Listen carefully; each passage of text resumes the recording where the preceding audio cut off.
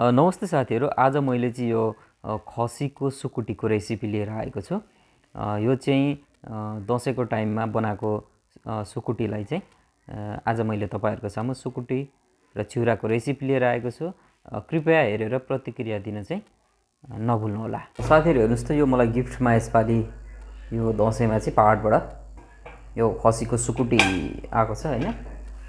आज चाहिँ म तपाईँहरूलाई यो खसीको सुकुटी बनाएर देखाउँदैछु र यो खानामा पनि एकदमै मिठो हुन्छ साथीहरू। यो खसीको सुकुटी स्पेसली हाम्रो पूर्वी नेपालको पूर्वी तराईतिर चाहिँ यो खसीको भन्दा नि राँगाको सुकुटी चाहिँ एकदमै फेमस हो मान्छेहरू शीतनको रूपमा। र धेरै मानिसहरूले चाहिँ यो शीतनको रूपमा चाहिँ यो सुकुटीहरूलाई राँगाको सुकुटीहरू युज गर्नुहुन्छ। तर मैले चाहिँ आज यो खसीको सुकुटीको रेसिपी लिएर आएको छु। यसको लागि मैले यो मनतातो पानी राखेको छु। यो सफा पनि हुन्छ र यो एकछिन यसमा भिजिन्छ पनि। र यसलाई म सानो सानो टुक्रा पारेर आज म तपाईहरुलाई यो सुकुटी बनाउने तरिका शेयर गर्न गइरहेको छु र तपाईहरु पनि यसरी नै बनाउनु होला। साथीहरु, च्यानललाई सब्स्क्राइब, लाइक र शेयर, कमेन्ट गर्न चाहिँ नबिर्सिनु होला है त। म यसलाई सानो सानो मसिनो टुक्रा गरेर अनि पकाउनेछु। साथीहरु हेर्नु त, मैले चाहिँ यसलाई यो सानो सानो पिस गरेर काटेर यसलाई मज्जाले धोएर पखालेर राखेको छु।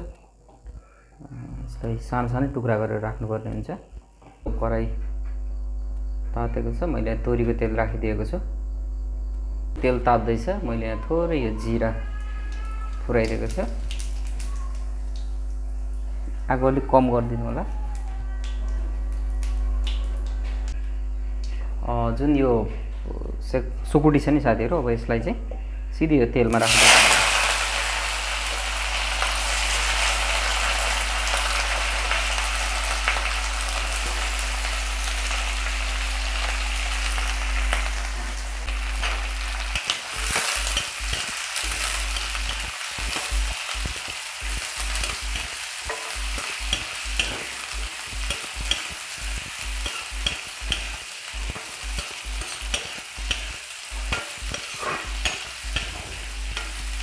यसलाई राम्ररी चलाउनु होला साथीहरु। आगोको आँच मिडियम गरिदिनु होला।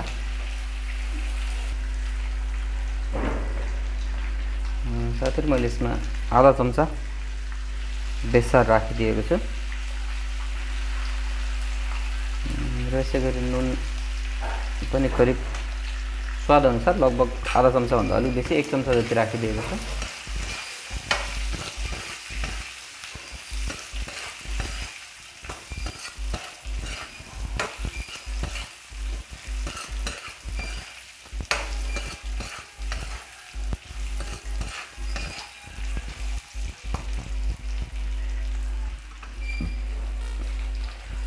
यसै गरी साथीहरु, यसमा चाहिँ मैले 1 चम्चा जति यो अदुवा र लसुन को पेस्ट पनि राखिदिएको छु। यसलाई राम्ररी चलाउने। यो सुकुटीहरु चाहिँ पहिला चाहिँ हामी यो पाञ्चालीमा विराटनगरको सुकुटी र चिउरा खुब खान जान्थ्यौं। कलेज पढ्दा कलेजको वाल आम्फाली पुरानो दिन याद आउँछ। यो सुकुटी चिउरा भन्ने बित्तिकै मलाई चाहिँ जहिले पनि।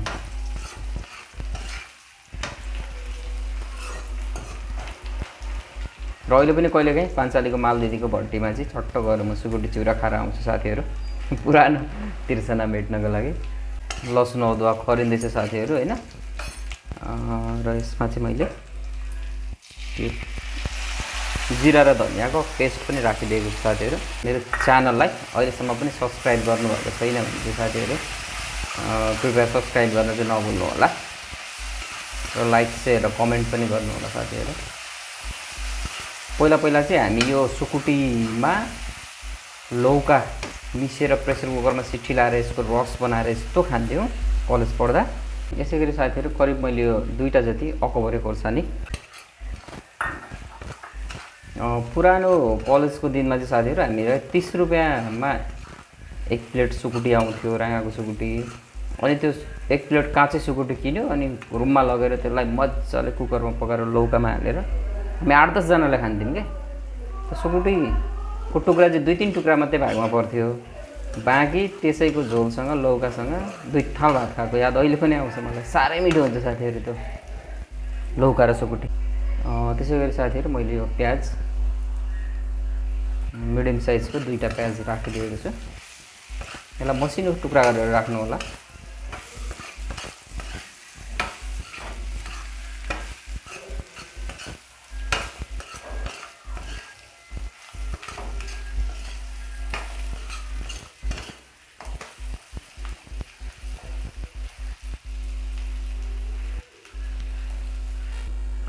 साथीहरू हेर्नुहोस् त यो कस्तो मजाले पाकिरहेको छ होइन। यसलाई त्यत्रो धेरै पकाउनु पर्ने गर्नुपर्ने कुरा केही पनि छैन। मैले यहाँ एउटा टमाटर राखिदिएको छु साथीहरू मिडियम साइजको। यसलाई पनि एकछिन पाक्न दियो।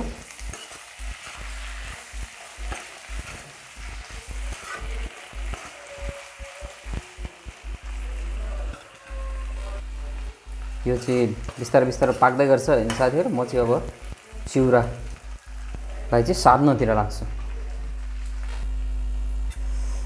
साथीहरू हेर्नु त यो मजाले पाकिरहेको छ। यसमा हल्का ग्रेभी गरेर तपाईँले यसलाई चाहिँ सँग खानुभयो भने हुन्छ, नभए यो ड्राई नै पनि यो अत्यन्तै मिठो हुन्छ साथीहरू। यो